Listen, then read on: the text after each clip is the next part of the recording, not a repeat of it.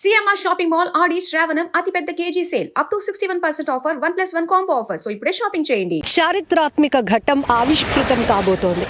ప్రధాని మోదీ రాకకు ఉత్తరాంధ్ర సిద్ధమైంది. మరికొన్ని గంటల్లోనే ప్రధాని మోదీ ఉత్తరాంధ్రకు రాబోతున్నారు. భోగాపురం అల్లూరి సీతారామరాజు ఇంటర్నేషనల్ ఎయిర్పోర్ట్ ను గ్రాండ్ గా ప్రారంభించి జాతికి అంకితం చేయబోతున్నారు. అయితే ఇప్పటికే భోగాపురం వైభోగం గురించి చాలా పెద్ద ఎత్తున చర్చ కొనసాగుతోంది. ఇది ఒక ఎయిర్పోర్ట్ మాత్రమే కాదు, ఉత్తరాంధ్ర ఆర్థికంగా అభివృద్ధి చెందటానికి ఒక శక్తివంతమైన వేదిక అని కూడా ప్రతి ఒక్కరూ యాక్సెప్ట్ చేయాల్సిందే.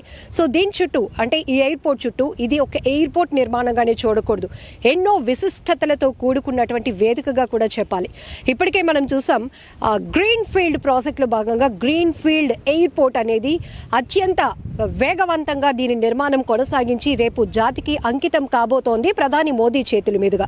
అయితే ఎకనామిక్గా ఎకోసిస్టమ్ ఎట్లా డెవలప్ కాబోతోంది, ఈ ఎయిర్పోర్ట్ చుట్టూ ఉన్నటువంటి డెవలప్మెంట్ ఏంటి, ఏ రకమైన అవకాశాలు ఉంటాయి, ఇక్కడ ఉన్నటువంటి అభివృద్ధి ఇప్పుడు కళ్ళకు కట్టినట్లు ఆవిష్కృతమవుతున్న ఫ్యూచర్లో దీన్ని బేస్ చేసుకొని చుట్టూ డెవలప్ అవ్వబోతున్నటువంటి అనేక రంగాల్లో ఏ రకమైన అవకాశాలు ఉండబోతున్నాయి.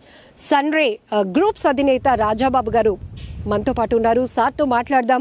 ఎందుకంటే ఇక్కడ ఎప్పుడు చూసినా ఒక చిన్న వ్యాపారం నుంచి మొదలై ఇప్పుడు ప్రముఖ వ్యాపారవేత్తగా ఆయన కొనసాగినప్పటికీ నిరంతరం ప్రకృతితో మమేకమవుతూ ఉంటారు. ప్రతి అభివృద్ధిని అదొక ఆయనకి దేవుడిచ్చిన వరమో ఏమో తెలియదు కానీ ముందే పసిగట్టేస్తారు అన్నట్టు ఇక్కడ ఫ్యూచర్లో ఒక అభివృద్ధి జరగబోతోంది, ఉత్తరాంధ్ర సంబంధించినటువంటి ముఖ చిత్రం మారబోతోంది అని వెరీ అడ్వాన్స్గా దాన్ని పసిగట్టగలిగినటువంటి వ్యక్తుల్లో రాజాబాబు గారు కూడా ఒకటి.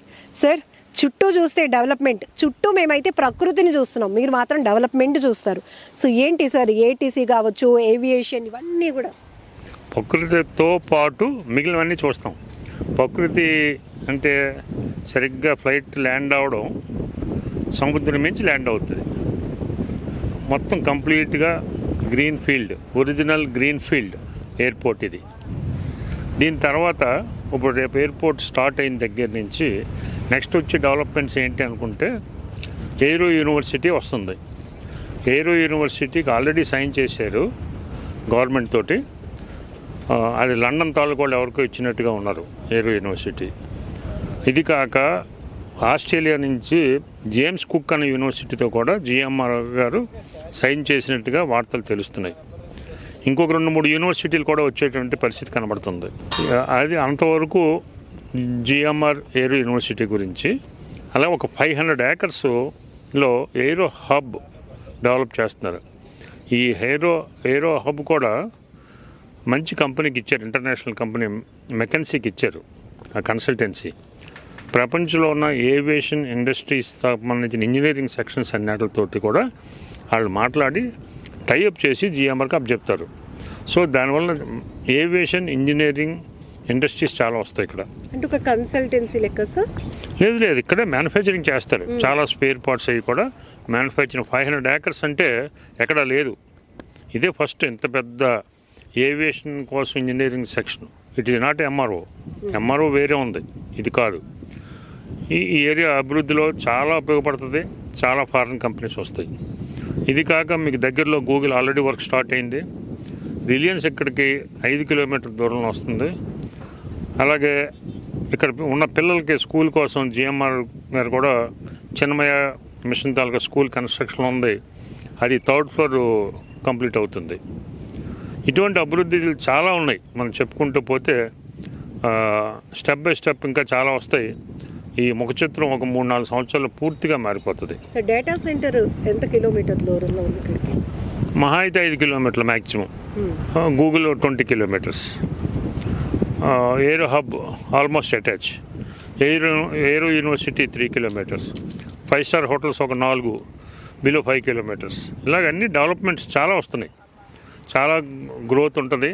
మనకు తెలిసినవి కాక ఇంకా కొత్తగా వచ్చి కూడా చాలా ఉంటాయి. మంచి హౌసింగ్ ప్రాజెక్ట్స్ వస్తాయి, మంచి హోటల్స్ వస్తాయి, రిసార్ట్స్ వస్తాయి, రెస్టారెంట్స్ వస్తాయి. చాలా గ్రోత్ ఉంటుంది.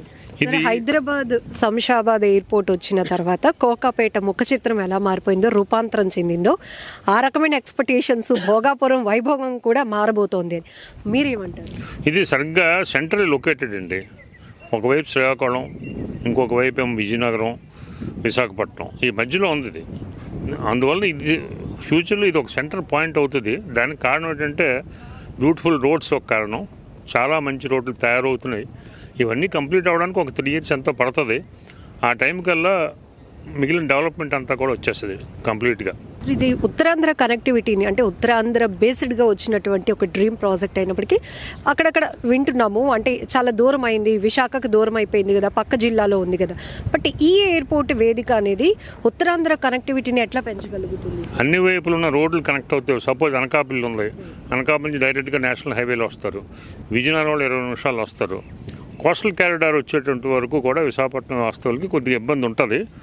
కోస్టల్ కారిడార్ ఒక 3 yearsలో వస్తుంది. ప్రస్తుతానికైతే గంభీరం నుంచి ఇచ్చారు రోడ్. అది 1 గంట 5 నిమిషాలు, 1 గంట 10 నిమిషాల్లో సిటీ నుంచి రావడానికి అవకాశం ఉంది. ఇవి వచ్చిన తర్వాత అన్ని రోడ్లు కూడా భోగాపురం సెంటర్ చేసి దృష్టిలో పెట్టుకుని ఈ రోడ్లన్నీ డెవలప్ చేయడం జరిగింది. సో మంచి గ్రోత్ ఉంటుంది. సార్ ఒక్కసారి మనం ఎయిర్పోర్ట్ కి వెస్ట్ లో ఉన్నాం. అవును, ఎయిర్పోర్ట్ కి వెస్ట్ లో ఉన్నాం మనం. ఇక్కడ నుంచి మనకి ఏమేమి కవర్ చేస్తున్నాం సార్? జస్ట్ డీటెయిల్స్ మీరు చూస్తే ఏటీసీ టవర్ రైట్ సైడ్ ఉంది. ఏటీసీ టవర్ అది చాలా బ్యూటిఫుల్గా డిజైన్ చేశారు. ఇండియాలో ఇంత అందమైన ఏటీసీ టవర్ ఎక్కడా లేదు చూడండి కావాలంటేనే. ఇది కంప్లీట్గా ఆ ముగ్గులు డిజైన్ తోటి వచ్చింది. అలాగే కనబడుతున్న ఎయిర్పోర్టు సెంటర్లో ఉంది కదా, అది కూడా లోపల కూడా కంప్లీట్ ముగ్గులు, ఆంధ్ర తాలూకా కళలన్నీ కూడా, కల్చరు కళలు అన్నీ కూడా అందులో మమేకం ఇలా తయారు చేశారు. లోపల కూడా ఏటుకొప్పాక లేకపోతే గిరిజన కాఫీ లోపల అంతా కూడా ఆంధ్రప్రదేశ్ సంబంధించిన కళలన్నీ కూడా అందులో ఉట్టుపడేలాగా డిజైన్ చేయడం జరిగింది. ఇది సార్ ఇప్పుడు ఫ్లయింగ్ ఫిష్ ఆకారంలో డిజైన్ గురించి కూడా చాలా బాగా చర్చ జరుగుతోంది. ఏంటి ఈ కాన్సెప్ట్? న్యూ ఇన్నోవేటివ్గా ఉంది. ఖచ్చితంగా ఈ డిజైన్ గురించి మీరేమంటారు? అసలు ఆల్మోస్ట్ సముద్రంలో దగ్గరలో అటాచ్డ్గా ఉన్నటువంటి ఎయిర్పోర్ట్ లాంటిది ఇది. అందువలన దీనికి ఆర్కిటెక్ట్ ఎవరో ఫ్లయింగ్ ఫిష్ డిజైన్ని డిసైడ్ చేశారు. అది కూడా నేల మధ్యలో వచ్చినట్టుగా డిజైన్ చేశారు.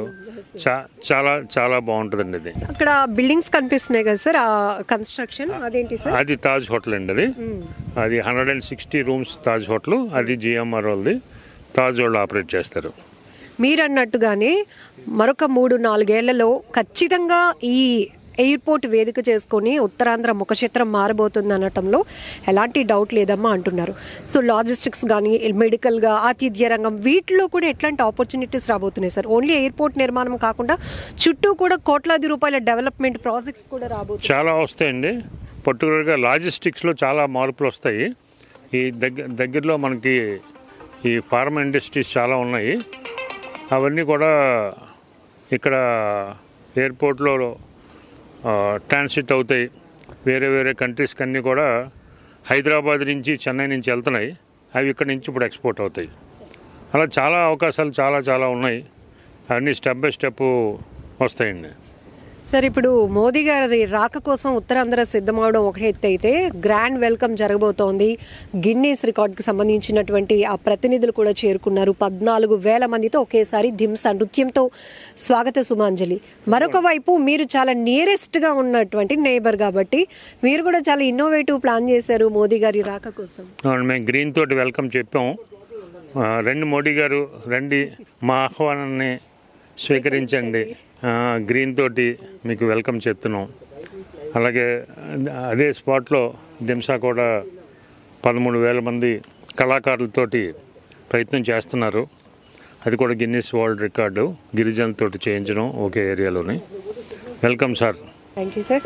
సో ఇది ఉత్తరాంధ్ర వైభోగం ఎలా ఉండబోతోంది, ఉత్తరాంధ్ర అభివృద్ధి వైపు మరింత శరవేగంగా పరుగులు పెట్టడానికి ఒక శక్తివంతమైన, ఒక బలమైన వేదికగా భోగాపురం అల్లూరి సీతారామరాజు ఇంటర్నేషనల్ ఎయిర్పోర్ట్ ఏ విధంగా వేదిక కాబోతోంది అని ఎన్నో విశిష్టతలు, ప్రత్యేకతల గురించి సుమన్ టీవీ ఎప్పటికప్పుడు అప్డేట్స్ ఇస్తూనే ఉంది. సో మొన్న డాక్యుమెంటేషన్లో, ఫ్రంట్ ఎలివేషన్లో అసలు ఎలాంటి కన్స్ట్రక్షన్స్ జరుగుతున్నాయి, ఎట్లాంటి డెవలప్మెంట్ ఉంది, ఇన్సైడ్ కూడా ఎలాంటి ప్రత్యేకతలు ఉన్నాయి చూపించాం. ఇప్పుడు మనం వెస్ట్ సైడ్ ఉన్నాం. సో వెస్ట్ సైడ్ చూస్తే వెరీ క్లియర్గా మనకి ఏటీసీ కావచ్చు, ఏరో హబ్ గురించి, అట్లానే తాజ్ కన్స్ట్రక్షన్ చేస్తున్నటువంటి హోటల్, ఇట్లాంటి డెవలప్మెంట్స్ అన్నీ కూడా చూస్తున్నాం. ఖచ్చితంగా అన్ని రకాలుగా ఉత్తరాంధ్ర కనెక్టివిటీని పెంచడానికి ఇదొక బలమైన వేదిక.